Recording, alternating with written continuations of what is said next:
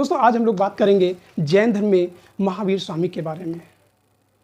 महावीर स्वामी जैन धर्म के न केवल वास्तविक संस्थापक हैं बल्कि उन्होंने जैन धर्म के बारे में व्यापक रूप से प्रचार प्रसार किया। तो आखिर ये ऐसी कौन सी परिस्थितियां थी जो महावीर स्वामी जैन धर्म से जुड़े? दरअसल में 6ठी शताब्दी ईसा पूर्व के आसपास गंगेटिक क्षेत्र में बहुत सारे संप्रदायों का उदय होता है और उन संप्रदायों में एक जैन धर्म था। वास्तव में ये एक रूढ़िवादी संप्रदाय के विरुद्ध अरूढ़िवादी संप्रदाय था जो कर्मकांडों से लोगों को मुक्ति दिलाना चाहते थे। अर्थात ये एक सामाजिक आंदोलन था, लेकिन धीरे धीरे ये क्या है, एक धार्मिक आंदोलन के रूप में बदल गया। तो दोस्तों आइए देखते हैं कि महावीर स्वामी ने क्या योगदान दिया और इन्हें किन नामों से जाना जाता है। तो सबसे पहले हम बात करते हैं महावीर स्वामी के बारे में। ये महावीर स्वामी का चित्र है और इन्हें जैन धर्म का वास्तविक संस्थापक क्यों माना जाता है, ये भी समझने की बात है। दरअसल में जैन धर्म के प्रथम प्रवर्तक कौन थे? ऋषभदेव। और कुल मिला के 24 तीर्थंकर हुए हैं जैन धर्म में और 24वें तीर्थंकर कौन थे? स्वामी महावीर। और इन्होंने क्या किया, जैन धर्म का वास्तविक संस्थापक इसलिए माना जाता है कि इन्होंने व्यवस्थित रूप से एक संस्था के रूप में उसको स्थापित किया। तो महावीर स्वामी, इन्हें कई नामों से जाना जाता था। जैसे इन्हें विदेह के नाम से भी जाना जाता है। किस नाम से जाना जाता है? विदेह के नाम से जाना जाता है। इन्हें निगंठनाथ पुत्र भी कहा जाता है। जैन साहित्य में इन्हें क्या नाम मिलता है? निगंठनाथ पुत्र। श्रमण भी नाम मिलता है। इन्हें जीवंत स्वामी भी कहा गया है। किसको? महावीर स्वामी को। इन्हें वैशालिक के नाम से जाना जाता है और इन्हीं को वैशालीय के नाम से भी जाना जाता है। तो ये सारे जो नाम हैं किसके हैं? महावीर स्वामी के नाम हैं। तो प्रश्न ये पूछ लिया जाता है, इनमें कौन सा नाम महावीर स्वामी का नहीं है? कोई नाम दे दिया, लेकिन जितने नाम हैं वो ये सारे नाम हैं जिन्हें महावीर स्वामी के नाम से, महावीर को इन नामों से जाना जाता है। उसके बाद हम बात करते हैं इनके जीवन परिचय के बारे में, यानी इन्होंने अपने जीवन में क्या योगदान दिया, कौन कौन से कार्यों को पूरा किया। तो जैन ग्रंथों में इनके नामों के संबंध में 2 तिथियां मिलती हैं, ठीक है ना। क्योंकि जैन साहित्य जो लिखे गए हैं उनके बारे में हम लोग आगे चर्चा करेंगे। तो 2 तिथियां मिलती हैं, एक 599 BC की है और दूसरा है 544 BC। ये दोनों मान्यता प्राप्त हैं कि या तो ये और या तो 544 BC के आसपास माना जाता है। इनके जन्म के बारे में देखें तो इनका जन्म कुंडग्राम के या वासकुंड इसी का नाम है। ये वैशाली के निकट ज्ञात्रक क्षत्रिय कुल में हुआ था। इसमें ज्ञात्रक कुल में। और वैशाली कहाँ पर है? ये वैशाली बिहार राज्य में है। कहाँ पे है? बिहार राज्य में। तो यहीं पर वैशाली में ही इनका जन्म कहाँ पे हुआ था? कुंडग्राम में। यह इसी को वासकुंड के नाम से भी जाना जाता है। और किस कुल में? ज्ञात्रक के कुल में। और ये माना जाता है ये इक्ष्वाक वंशी राजाओं के वंशजों में से थे। इनके बचपन का नाम वर्धमान था। ये नाम भी पूछा जाता है कि महावीर स्वामी के बचपन का नाम क्या है? तो महावीर स्वामी के बचपन का नाम क्या है? वर्धमान। इनके पिता ज्ञात्रक कुल के क्षत्रिय सरदार सिद्धार्थ थे, यानी पिता का नाम क्या था? सिद्धार्थ था। इनके 2 अन्य, यानी पिता के 2 अन्य नाम श्रेयांश तथा यशांश भी मिलते हैं। इनकी माता का नाम त्रिशला था। यह वैशाली के लिच्छवी शासक चेटक, ये चेटक की क्या थी? बहन थी। कौन? त्रिशला। इनके नाम 2 नाम में मिलते हैं, प्रिकर्णी तथा विदेह दत्ता भी मिलता है। और इसी कारण महावीर स्वामी का नाम भी क्या मिलता है? विदेह नाम मिलता है। तो माता के नाम पर ही इन्हीं को विदेह के नाम से भी जाना जाता है। कल्पसूत्र में इनके जन्म की एक कहानी मिलती है। कल्पसूत्र ये जैन धर्म का ग्रंथ है और इनके जन्म के बारे में एक कहानी यानी दंत कथा मिलती है। और ये बताया गया कि यह पहले ब्राह्मण ऋषभ दत्ता की पत्नी देवानंदा के गर्भ में आए। किसके गर्भ में आए? ऋषभ दत्त देवानंदा के गर्भ में आए। लेकिन बाद में भगवान इंद्र भगवान इंद्र ने क्या रोल अपनाया? ये भगवान इंद्र हैं। इन्हें क्षत्रिय कुल की त्रिशिला के गर्भ में स्थापित कर दिया। ये एक दंत कथा है, सुनी सुनाई बातें हैं जिनका अपना कोई वजूद नहीं हो सकता है। लेकिन ऐसा माना जाता है, ऐसा कहा जाता है कि ये पहले ब्राह्मण कन्या ब्राह्मणी ऋषभदत्ता की पत्नी देवानंदा के घर में आए और बाद में इंद्र ने क्या किया? इन्हें त्रिशिला के घर में स्थापित कर दिया। अब दरअसल में इंद्र भी क्या माने जाते हैं? ये क्षत्रिय माने जाते हैं। तो ये कहा जाता है कि क्षत्रिय कुल के गरिमा को बढ़ाने के लिए ऐसी कहानी रची गई है। देवानंदा को महावीर स्वामी की पहली मां भी कहा जाता है। प्रश्न पूछा जाता है कि देवानंदा मतलब महावीर स्वामी की पहली मां कौन थी? देवानंदा, क्योंकि ये कहा गया कि ये पहले किसके घर में आए थे? देवानंदा के। ये एक दंत कथा है जो क्षत्रिय कुल की क्या करती है? श्रेष्ठता स्थापित करती है। कल्पसूत्र से ही पता चलता है कि इनके जन्म के समय आकाशवाणी हुई। क्या आकाशवाणी हुई? या तो महावीर स्वामी चक्रवर्ती सम्राट बनेंगे और या क्या होंगे? महान ज्ञानी होंगे। ये कथा किसमें मिलती है? कल्पसूत्र में। तो कल्पसूत्र किससे संबंधित है? जैन धर्म से संबंधित ग्रंथ है। महावीर का विवाह यशोदा से हुआ, यानी पत्नी का नाम क्या था? यशोदा था, और पुत्री का नाम प्रियदर्शना था। इनका विवाह यानी प्रियदर्शना का विवाह जमाल से हुआ, और ये जमाल जो है महावीर की बहन सुदर्शना का पुत्र था। ठीक है ना? तो यानी महावीर की पुत्री का विवाह, प्रियदर्शना का विवाह उनके बुआ के बेटे के साथ हो गए, यानी जमाल के साथ हो गई। पिता की मृत्यु के बाद ये बड़े भाई नंदवर्धन जब राजा हो गए तो उनसे आज्ञा लेकर महावीर स्वामी 30 वर्ष की अवस्था में क्या कर दिया? गृह त्याग दिया। कितने वर्ष की अवस्था में? 30 वर्ष की अवस्था में। और कहाँ चले गए? तपस्या करने चले गए।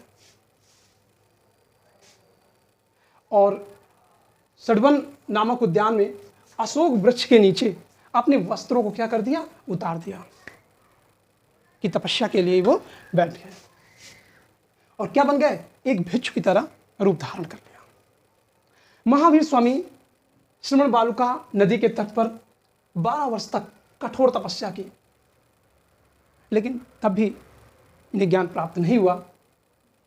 उसके बाद जंबी ग्राम के समीप उज्ज्वला या ऋजुपालिका नदी, वर्तमान में इसे बराकर नदी के नाम से जाना जाता है। ये बराकर नदी वर्तमान में कहाँ है? झारखंड में। ठीक है ना? झारखंड में है। कौन सी नदी है? बराकर नदी है। के तट पर पहुंचे और साल वृक्ष के नीचे क्या है? ज्ञान प्राप्त हुआ। तो प्रश्न ये पूछा जाता है, महावीर स्वामी को ज्ञान किस वृक्ष के नीचे प्राप्त हुआ? तो महावीर स्वामी को ज्ञान साल वृक्ष के नीचे प्राप्त हुआ। ज्ञान प्राप्ति के पश्चात, ध्यान दीजिएगा, ज्ञान प्राप्ति के पश्चात ये अरिहंत अर्थात योग्य हो गए। कौन? महावीर स्वामी। ज्ञान प्राप्ति के पश्चात ये क्या कहलाए? अरिहंत या योग्य कहलाए। तथा इंद्रियों को जीतने के कारण इन्हें जिन कहा गया। ये मैच कराने के लिए आता है। ज्ञान प्राप्ति के बाद क्या कहलाए? अरिहंत। इंद्रियों को जीतने के कारण क्या कहलाए? जिन कहलाए। जो जैन शब्द है वो किससे? जिन से ही बना है। इन्हें पूर्ण ज्ञान की प्राप्त हुई, इसीलिए इन्हें केवल या केवलिन कहा गया। तो पूर्ण ज्ञान प्राप्ति के कारण क्या कहा जा रहा है? केवलिन कहा जा रहा है। जबकि इंद्रियों के जीतने के कारण क्या कहा जाता है? जिन कहा जाता है। और ज्ञान प्राप्ति के पश्चात इनको क्या कहा गया? अरिहंत अर्थात योग्य। अतुल पराक्रम के कारण इन्हें क्या कहा गया? महावीर कहा गया। यानी इन्होंने पराक्रम यानी वीरता दिखाई उस तत्कालीन परिस्थितियों में जिसमें एक ऐसी व्यवस्था चल रही थी, मोक्ष प्राप्ति के लिए पशुओं की बलि दी जा रही थी, उसके विरोध में इन्होंने एक ऐसी स्थिति प्रदान की लोगों को, ताकि उस मोह माया से लोगों को छुटकारा मिल सके। दुख सुख पर विजय प्राप्त करने के कारण इन्हें महान सूर कहा गया। ठीक है? इनके माता पिता, ये मैच कराने के लिए आता है। पहला तथ्य ये है अरिहंत योग, दूसरा इंद्रियों को जीतने के कारण जिन कहलाए, पूर्ण ज्ञान प्राप्ति के कारण इसे केवलिन कहलाए, अतुल पराक्रम के कारण ये महावीर कहलाए, और दुख सुख पर विजय प्राप्त करने के कारण महान सूर कहलाए। तो ये 5 स्टेटमेंट हैं जो महावीर से संबंधित हैं। अब पूछ लिया जाता है किस जैन संप्रदाय के तीर्थंकर के लिए ये कहा गया है, तो किसके लिए कहा गया है? महावीर स्वामी के लिए कहा गया है। इनके माता जो है निग्रंथ संप्रदाय के अनुयायी थे, और निग्रंथ संप्रदाय किसका था? पार्श्वनाथ का, जो जैन धर्म के 23वें तीर्थंकर थे। और निग्रंथ का अर्थ है बंधन रहित, यानी जो मोह माया अहंकार काम क्रोध लोभ इन सबसे पूरी तरीके से दूर हो चुका हो, वही क्या है? बंधन मुक्त है। महावीर का जो प्रथम उपदेश है उसमें बिंबिसार, चेलना और कुड़िक यानी अजातशत्रु की मां, ये 3 लोग जो है उपस्थित थे। किसके? महावीर स्वामी के प्रथम उपदेश के समय। ज्ञान प्राप्ति के बाद प्रथम उपदेश किस भाषा में दिया? अर्धमागधी भाषा में। कहां पर दिया? राजगृह के निकट विपुलचल की पहाड़ी पर दिया। तो दिया कहां, किस भाषा में दिया? अर्धमागधी में। कहां पे दिया? राजगृह में। राजगृह में कहां पर? विपुलचल की पहाड़ी पर। और वो नदी कौन सी? बराकर नदी के किनारे था। और इनका पहला भिक्षु कौन बना? इनका दामाद बन गया, और दामाद का क्या नाम था? जमाली था। यानी प्रथम भिक्षु महावीर स्वामी का कौन बन गया? जमाली बन गया। इनके प्रथम उपदेश को वीर शासन उदय के नाम से जाना जाता है। तो ये प्रश्न पूछ लिया जाता है कि महावीर स्वामी के प्रथम उपदेश को किस नाम से जाना जाता है? तो महावीर स्वामी के प्रथम उपदेश को वीर शासन उदय के नाम से जाना जाता है।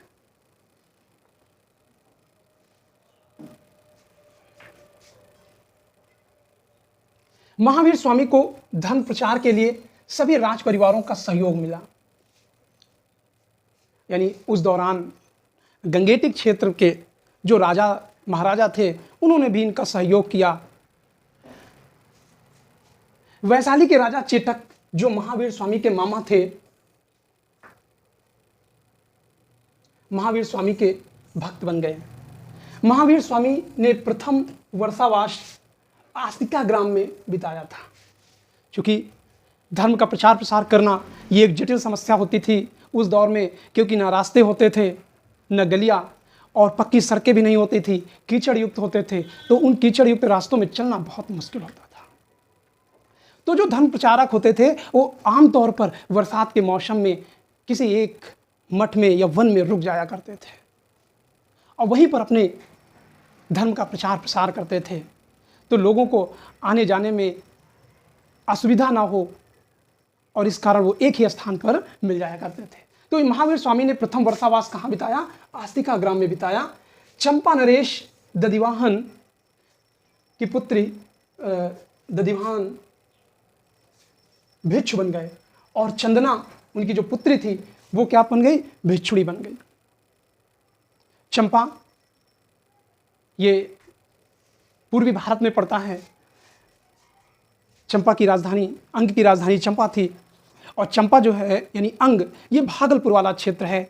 बिहार का जो भागलपुर है वही अंग कहलाता है, और अंग की राजधानी क्या थी? चंपा। तो चंपा नरेश दधिवाहन क्या बन गए? भिक्षु बन गए, और उनकी पुत्री चंदना भिक्षुणी बन गई, और यही क्या है? संघ की प्रमुख भी बन गई। कौन? चंदना। अवध, मगध, कौशाम्बी, इन क्षेत्रों में महावीर स्वामी का बहुत सम्मान हुआ। इनके जीवन काल में जैन धर्म में काफी विस्तार देखने को मिलता है। महावीर स्वामी के प्रधान शिष्यों को गणधर के नाम से जाना जाता है। ठीक है ना? पूछ लिया जाता है कि इनके संख्या कितनी थी, तो गणधरों की संख्या क्या थी? 11 थी। तो गणधर कौन थे? महावीर स्वामी के प्रधान शिष्य, इनको गणधर के नाम से जाना जाता था, और इनकी संख्या 11 थी। ये सब के सब क्या थे? ब्राह्मण थे, ब्राह्मणवादी परंपरा को मानते थे। लेकिन जब महावीर स्वामी से वाद विवाद हुआ, तो उस वाद विवाद के कारण इन ब्राह्मणों ने क्या कर लिया? जैन धर्म अपना लिया और बाद में क्या बन गए, गणधर बन गए। और इनके नामों का जो उल्लेख है, ये 2 ग्रंथ हैं, आवश्यक निर्मुक्ति और आवश्यक चूर्ण। इन 2 ग्रंथों में 11 गणधरों का उल्लेख मिलता है। तो 11 गणधरों का नाम कहाँ मिलता है, आवश्यक निर्मुक्ति में तथा आवश्यक चूर्ण, ये 2 ग्रंथ हैं, यहाँ पर मिलते हैं। महावीर स्वामी ने जैन संघ की स्थापना कहाँ पर की थी, पावा में की थी। यानी जो जैन परंपरा ऋषभ देव से एक लंबे समय तक चली आ रही थी, उसको व्यवस्थित रूप से स्थापित करने का श्रेय किसको जाता है, महावीर स्वामी को जाता है। और इसी कारण महावीर स्वामी को जैन धर्म का वास्तविक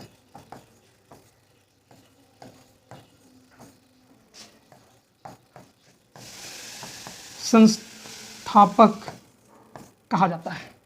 क्यों कहा जाता है, क्योंकि इन्होंने एक स्थान दे दिया, व्यवस्थित रूप से जैन धर्म को स्थापित कर दिया।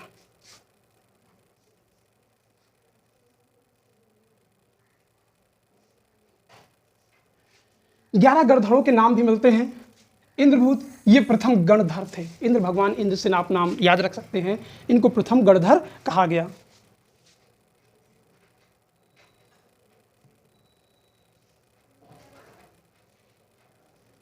वायुभूत, अग्निभूत, ठीक है ना, बाद में इंद्रभूत सबसे बड़े थे और इनके 2 भाई वायुभूत और अग्निभूत, ये तीनों क्या थे, एक साथ आके पहले इंद्रभूत ने जैन धर्म ग्रहण किया, बाद में वायुभूति और अग्निभूति भी आकर क्या किया, जैन धर्म ग्रहण कर लिया। यानी ये तीनों क्या थे, भाई थे।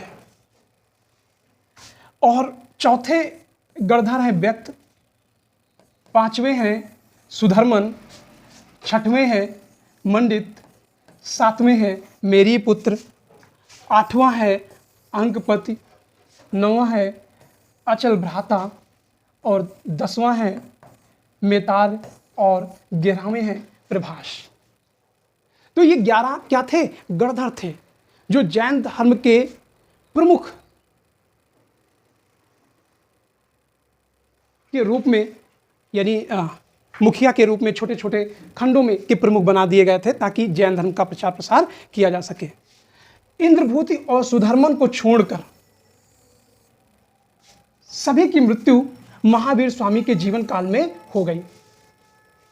किसकी, इंद्रभूति और सुधर्मन, 2 लोग बचे हुए थे। बाकी जितने शेष 9 गणधर हैं, कितने, 9, इनकी मृत्यु महावीर स्वामी की मृत्यु से पहले हो गई थी। और इंद्रभूति महावीर स्वामी के निर्वाण के दिन ही कैवल्य प्राप्त हुए। कैवल्य का मतलब है मृत्यु से, यानी महावीर स्वामी की जब मृत्यु हुई, उसी दिन किसकी मृत्यु हुई, इंद्रभूति की भी मृत्यु हो गई। तो प्रमुख गणधरों की संख्या कितनी थी, 11, 3 इंद्रभूति, वायुभूति और अग्निभूति, ये तीनों भाई थे। इनमें से 9 जो गणधर थे, उनकी मृत्यु महावीर स्वामी के जीवन काल में हो गई। 2 बचे थे, कौन, इंद्रभूति और सुधर्मन। और इंद्रभूति की मृत्यु किस दिन हुई, जिस दिन महावीर स्वामी को निर्वाण प्राप्त हुआ, यानी उनकी मृत्यु हुई, साथ में इंद्रभूत की मृत्यु हो गई। तो बचा कौन, केवल सुधर्मन बचे। तो महावीर ने 72 वर्ष तक क्या किया, जैन धर्म का प्रचार प्रसार किया। और अंत में बिहार के पावा के राजगीर के समीप मल्ल राजा शस्तिपाल के दरबार में दीपावली के दिन मृत्यु हुई। ठीक है ना, यानी दीपावली के दिन इंद्रभूति और महावीर स्वामी दोनों निर्वाण प्राप्त हो गए। मृत्यु के बाद जैन संघ की अध्यक्षता किसने किया था, सुधर्मन ने किया था, क्योंकि अभी ये सुधर्मन बचे हुए हैं। और सुधर्मन अपने शिष्य जंब को जैन संघ का अध्यक्ष बनाकर वो भी निर्वाण प्राप्त हुए, यानी उनकी भी मृत्यु हो गई। महावीर ज्ञान प्राप्ति के पश्चात वे एक गांव में 1 दिन से अधिक नहीं रुकते थे और एक शहर में 5 दिन से अधिक नहीं रुकते थे। यानी उन्होंने जीवन का लक्ष्य धर्म का प्रचार प्रसार में लगा दिया। इन्होंने वस्त्र का क्या कर दिया, एकदम त्याग कर दिया, समाप्त कर दिया, और कहा कि ये चारों दिशाएं ही उनके क्या है, आवरण है। यानी उन्होंने प्रकृति में अपने आप को विलीन कर दिया। कौन? महावीर स्वामी ने। महावीर स्वामी तथा मक्खल गोशाल की प्रथम भेंट कहां पे हुई थी? नालंदा में हुई थी। महावीर स्वामी वर्षा ऋतु में 4 महीने पूर्वी भारत के विभिन्न नगरों में विश्राम करते थे। समाज के कुलीन वर्ग के लोगों ने अधिक सदस्यता ग्रहण की। अब समाज के कुलीन वर्ग के लोगों ने अधिक सदस्यता क्यों ग्रहण की? उसके पीछे कारण यह था कि महावीर स्वामी ने अहिंसा पर बहुत ज़्यादा बल दे दिया। यानी इस पर ज़्यादा मानने की, अहिंसा की बात कर दी, तो जाहिर सी बात है किसान जैन धर्म कहाँ अपना पाएगा, क्योंकि वो जैसे ही खेत में काम करने जाएगा तो उसके कृषि यंत्रों से निश्चित रूप में बहुत सारे जीवों की मृत्यु हो जाएगी, और इस कारण किसानों ने जैन धर्म को नहीं अपनाया। लेकिन जो कुलीन वर्ग था, जो ना खेती से काम था, ना युद्ध से काम था, सिर्फ शांतिपूर्वक जीवन व्यतीत करते थे, उन लोगों ने जैन धर्म को अपना लिया। इसके साथ साथ शांतिपूर्वक जीवन व्यतीत करने वाला व्यापारी वर्ग था, और व्यापारी वर्ग ने भी जैन धर्म को बड़ी मात्रा में अपनाया। राजगृह में उपाली नामक गृहस्थ उनका प्रमुख शिष्य था। ज्ञान प्राप्ति के पश्चात तीस गुप्त ने उनका विरोध किया था। किसने किया था? तीस गुप्त ने। हालांकि इससे पहले उनके दामाद जमाली ने विरोध किया था, लेकिन दूसरी बार इनका विरोध किसने किया था? तीस गुप्त ने किया था। उन्होंने तीस गुप्त को शांत कर दिया। तीस गुप्त को जैन धर्म का द्वितीय विच्छेदक के रूप में जाना जाता है। प्रश्न पूछ लिया जाता है, जैन धर्म का द्वितीय विच्छेदक कौन है? तो द्वितीय विच्छेदक तीस गुप्त को माना जाता है। 5वीं शताब्दी में बहुत सारे जैन मठों की स्थापना हुई, और इन मठों को किस नाम से जाना जाता था? बशद कहा जाता था। प्रश्न पूछ लिया जाता है, बशद किसको कहा जाता है? तो जैन मठों को बशद कहा गया है। जैन धर्म में सबसे पहले वर्ण व्यवस्था, वैदिक और कर्मकांड की बुराइयों को रोकने के लिए गंभीर प्रयास किया। जैन धर्म का विरोध ही, जैन धर्म की स्थापना ही ब्राह्मणवाद के विरुद्ध हुए थे, और इसीलिए इन लोगों जैन धर्म में वैदिक तथा कर्मकांड की बुराइयों को रोकने के लिए गंभीरता से प्रयास किया। संस्कृत भाषा को छोड़कर, चूंकि वैदिक काल में जो भाषा थी वो संस्कृत थी, इन्होंने क्या किया? आम लोगों की भाषा को, जो बोलचाल में उस दौरान अपनाई जाती थी, उसी भाषा को, यानी प्रकृत भाषा को अपनाया। यानी जैन धर्म ने अपना प्रचार प्रसार किस भाषा में किया? प्रकृत भाषा में किया, या प्रकृत अर्धमागधी भी कहा जाता है। इसमें क्या किया?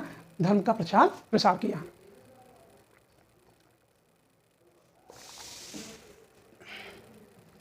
धार्मिक ग्रंथ अर्धमागधी भाषा में लिखे गए। गुजरात के बल्लभी नामक स्थान पर जैन महान विद्या का केंद्र था। तो बल्लभी जो है क्या था? जैन धर्म का विद्या का केंद्र था। पूछ लिया जाता है कि बल्लभी किस लिए फेमस था? तो बल्लभी जैन धर्म की विद्या का केंद्र था। सौरसेनी भाषा, सौरसेनी भाषा कौन सी है?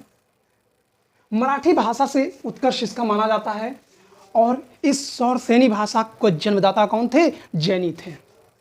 तो जैनियों को ही सौरसेनी